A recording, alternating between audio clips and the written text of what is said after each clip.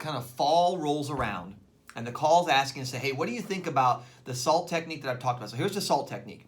I was taught this years ago, and it works extremely well. It really was validated about a decade ago out of Harvard University.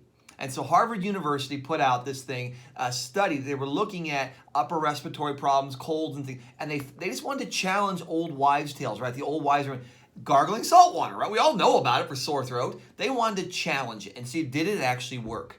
And what they found was, when you do the gargle, it needs to be warm water, and a teaspoon or two of just any salt will work. I always tell people, grab the cheap table salt, right? 'Cause it's inexpensive. Right. You gargle, spit, gargle, spit. Get a coffee cup full of warm water. Not hot, but warm.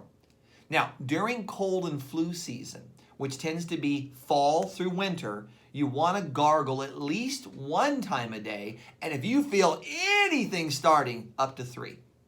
So 3 is kind of the rule during the cold and flu season. Try to gargle about 3 times a day.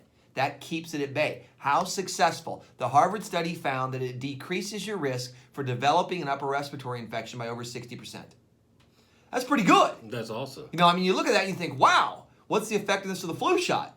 Not anywhere near 60%, right? So I was like, all right, salt's 39 cents for a can and water's almost free. I can do this. So what we learned with this, though, is as we roll into spring, it's a great thing, and we start growing in the summer, the irritants are no longer there. You've got pollens and spores and molds and allergens, but you don't have the heavy irritants from the viral effect that you see in the wintertime. So what we've learned is, if you pull back one time a day, preferably at bedtime, try to do it at night at bedtime.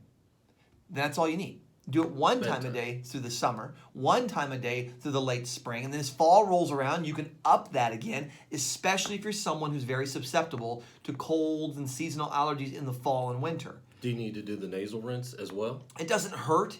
The nasal rinse is just an extra. It's another step that can offer you benefit, but it's not essential. So It's a great call, and it's a good inquiry, because you're looking to say, okay, hey, during the winter, doc, you say do this every day, do it maybe up to 3 times a day. What about summer? Things change. It's not as wet. It's not as cold. We're not all pent up inside. We have fresh air, and that makes all the difference. So you don't need to do it as much. And it's a great, great call. Guys, we have to take a break. We'll be back in just a moment.